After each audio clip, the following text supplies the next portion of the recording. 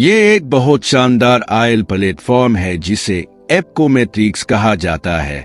ये शुमाली अमेरिका में लुजियाना के साहिल से 134 किलोमीटर दूर मेक्सिको की खलीज में वाक़ है। इसकी तामीर का आगाज हजारों मील दूर जनूबी कोरिया में हुआ था, जहां हजारों वर्कर्स और इंजीनियर्स ने 7 साल की मेहनत के बाद इसे मुकम्मल किया। ये प्लेटफॉर्म 2 फुटबॉल मैदानों जितना चौड़ा और वजन में एक एयरक्राफ्ट कैरियर से ज्यादा है। ये चैलेंज उन इंजीनियर्स को पहली बार अपने कैरियर में दरपेश आया। मसला ये था कि एप्कोएल प्लेटफॉर्म के भारी भरकम स्ट्रक्चर को जनूबी कोरिया से मेक्सिको की खलीज तक पहुंचाना था। इसके लिए दुनिया के सबसे बड़े समंदरी ट्रांसपोर्ट जहाज को बुलाया गया। प्लेटफॉर्म को उठाकर इस जहाज पर रखना एक ऐसा काम था जिसमें कम अज कम 7 दिन लगने थे। लेकिन अचानक उन्हें खबर मिली कि बहरुल काहिल में एक तूफान उठा है जो सुपर टाइफून की शक्ल इख्तियार कर चुका है। इस दर्जे का तूफान 20 साल में एक बार पैदा होता है और इसकी रफ्तार 315 किलोमीटर फी घंटा तक जा रही थी। ये सुपर टाइफून 315 किलोमीटर फी घंटा की रफ्तार से घूमता हुआ 7 दिन के अंदर किसी भी वक्त जनूबी कोरिया के साहिल से टकरा सकता था। और जैसा कि सब जानते हैं, सुपर टाइफून जब हमला करता है तो तबाही के बगैर नहीं जाता। वर्कर्स, इंजीनियर्स और ट्रांसपोर्ट एक्सपर्ट्स के लिए अब सबसे बड़ा चैलेंज ये था कि 7 दिन का काम सिर्फ 3 दिन में मुकम्मल करे। अगर 3 दिन के अंदर अंदर एप्कोमेट्रिक्स के इस 100 मीटर लंबे प्लेटफॉर्म को शिप यार्ड से उठा कर मारी व्हीसल पर लाद कर रवाना ना किया गया तो बरसों की मेहनत पिल भर में ज़ाय हो सकती थी। ये एक ऐसा मसला था जिसने नीचे से लेकर ऊपर तक पूरी मैनेजमेंट को हिलाकर रख दिया था। ये आयल प्लेटफॉर्म कंपनी का सबसे बड़ा प्रोजेक्ट था और इसी वजह से उनके पास किसी भी किस्म की गलती की गुंजाइश नहीं थी। सुपर टाइफून से बचने और एप्कोमेट्रिक्स को वक्त से पहले रवाना करने के लिए बचा हुआ काम जल्द अज जल्द मुकम्मल करना बेहद जरूरी था। इस मकसद के लिए इजाफी वर्कर्स की एक एक्स्ट्रा आर्मी बुलाई गई। उन वर्कर्स ने दिन रात मेहनत करके एप्कोमेट्रिक्स को ट्रांसपोर्ट के लिए तैयार कर दिया। वर्कर्स की आर्मी ने दिन रात मेहनत करते हुए सिर्फ 3 दिन के अंदर एप्कोमेट्रिक्स के तमाम काम को मुकम्मल कर लिया। दूसरी तरफ मैनेजमेंट महकमा मौसमियात के साथ राब्ते में थी और सुपर टाइफून की हरकत पर मुसलसल नजर रखे हुए थी। उन्हें उम्मीद थी कि शायद ये सुपर टाइफून अपनी समत तब्दील कर ले, लेकिन उनकी उम्मीदें इस वक्त खाक में मिल गईं जब उन्हें मालूम हुआ कि ये तूफान बहरुल काहिल से सीधा जनूबी कोरिया की तरफ बढ़ रहा है। अब वक्त था कि इस भारी भरकम स्ट्रक्चर को फ्लोटिंग डॉक पर रखा जाए। ये एक निहायत मुश्किल काम था क्योंकि पूरे स्ट्रक्चर का वजन बेहद ज्यादा था और हर लम्हा कीमती था। अगर इस मरहले में कोई गलती होती तो बरसों की मेहनत ज़ाय हो सकती थी।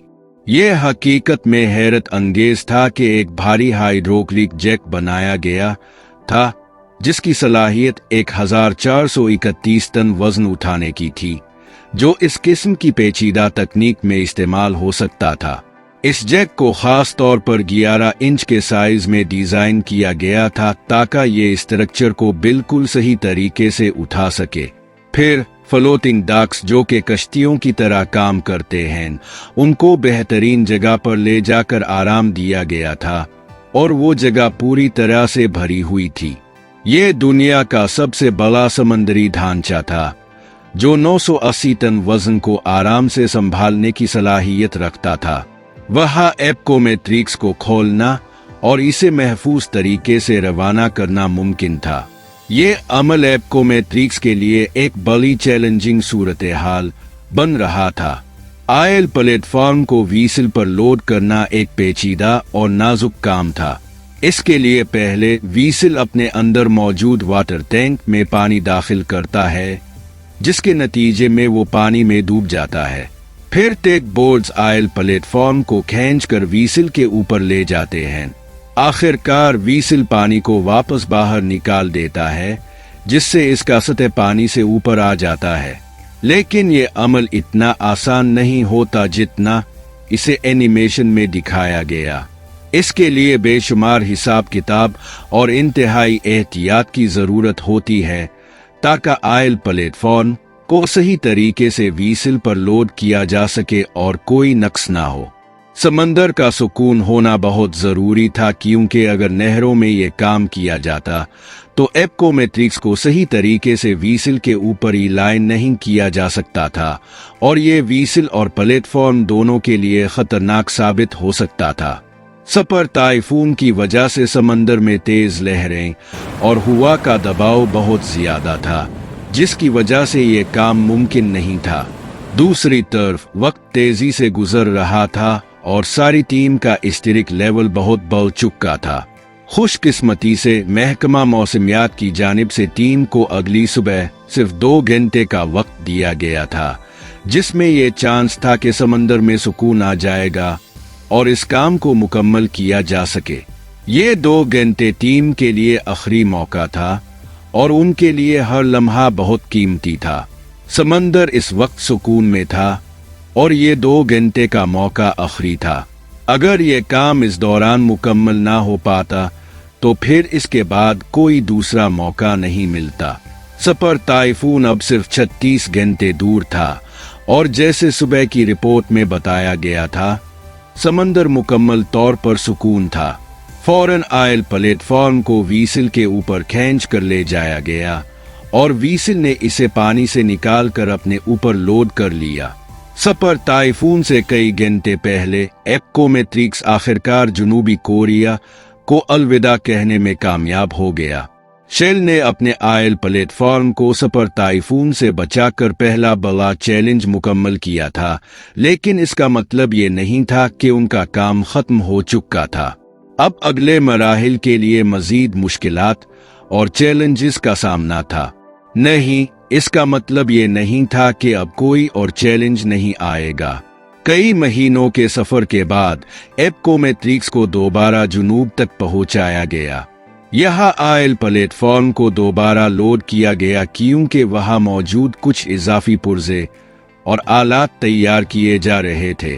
फिर उन पर नया मॉडल नस्ब किया गया और एक बार फिर इसको 130 किलोमीटर दूर अपनी आखिरी मंजिल की तरफ रवाना किया गया, जहां इसे अगले 40 साल तक रहना था। 7 सालों की मेहनत के बाद अब वो लम्हा आ चुका था जब एप्कोमेट्रिक्स को 30,000 फुट नीचे पानी में मौजूद आयल रिजर्वायर के साथ जोड़ना था, क्योंकि ये प्लेटफॉर्म पानी में फ्लैट कर रहा था और इसे वहां मौजूद आयल की सप्लाई के लिए मुकम्मल तौर पर तैयार करना था। ये एक और बड़ा चैलेंज था जिसको कामयाबी से मुकम्मल करना जरूरी था ताकि आयल की पैदावार का अमल जारी रह सके। ये जगह समंदर की तह में 7,400 फुट गहरी थी और ये इतनी ज्यादा गहराई थी कि इसमें तकरीबन 3 बुर्ज खलीफा की इमारतें फुट हो सकती थीं। लेकिन जहां एप्कोमेट्रिक्स को आयल से जोड़ना था, वो इस गहराई से भी मजीद 1,600 फुट नीचे वाक़ था। इतनी गहरी जगह पर पानी का दबाव बहुत ज्यादा होता है, जहां इंसान का जाना और कोई मिशन मुकम्मल करना तकरीबन नामुमकिन होता है। लिहाजा समंदर की तह में आयल की ओपनिंग के साथ एप्कोमेट्रिक्स को जोड़ने के लिए रिमोटली ऑपरेटेड ज़ेर आब नेटवर्क को इस्तेमाल करने का फैसला किया गया। इस तरीके से बगैर किसी इंसान के बराह रास्त वहां मौजूद हुए इस मिशन को मुकम्मल किया जा सकता था। ये एक इंतहाई पेचीदा और हसास अमल था, जिसके लिए जदीद टेक्नोलॉजी की मदद ली गई। मर्दों के एक अलग प्लेटफॉर्म से ज़ेर आब पाइपलाइंस को नस्ब किया जा रहा था। इसके लिए क्रेन की मदद से सामान समंदर के अंदर भेजा गया। ये एक इंतहाई पेचीदा काम था, जिसमें पाइपलाइन को सही तरीके से आयल वेल की ओपनिंग पर जाकर नस्ब करना होता था, जो कि 7,400 फुट नीचे था। ये काम इतनी दिक्कत से अंजाम देना बहुत जरूरी था और इस पर कंट्रोल ऊपर बैठे ऑपरेटर के हाथ में था, जो एक वीडियो गेम की तरह इस मिशन को चल रहा होता था। खुशकिस्मती से ये काम पहले ही कामयाबी से मुकम्मल कर लिया गया था। अब बारी थी कि पाइप को प्लेटफॉर्म से जोड़ा जाए ताकि ये मुकम्मल इंस्टॉलेशन कामयाबी से की जा सके। ये मरहला भी अपनी नौइयत का बहुत हसास और नाजुक था।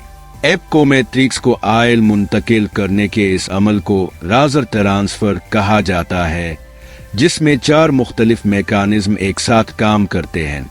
सबसे पहले एप्कोमेट्रिक्स में से एक चेन निकाली गई, जिससे करेंट की मदद से दूसरी तप तक पहुंचाया गया। फिर इस चेन को दूसरे प्लेटफॉर्म ने खींच लिया और आखिरकार एप्कोमेट्रिक्स से इस चेन को खींचकर पाइप को अपनी तरफ ले आया गया। इसके बाद समंदर की तह से तकरीबन 22,600 फुट नीचे पाइप को आयल तक पहुंचाने का अमल शुरू किया गया। ये एक इंतहाई पेचीदा और मेहनत तलब अमल था, जिसके लिए कई महीनों की तरबियत दरकार थी। आखिरकार पाइप आयल तक पहुंच गया और अब बारी थी आयल को पंप करने की, ताकि इसके जखीरा करने और इस्तेमाल के लिए इसकी मुंतकिली मुमकिन हो सके। इस लम्हे को देखने के लिए पूरी टीम जमा हो चुकी थी और एक बटन की मदद से आयल पंप को ऑन किया गया। जब 30,000 फुट नीचे से पहली बार आयल पंप हुआ तो सबके चेहरों पर खुशी की लहर दौड़ गई।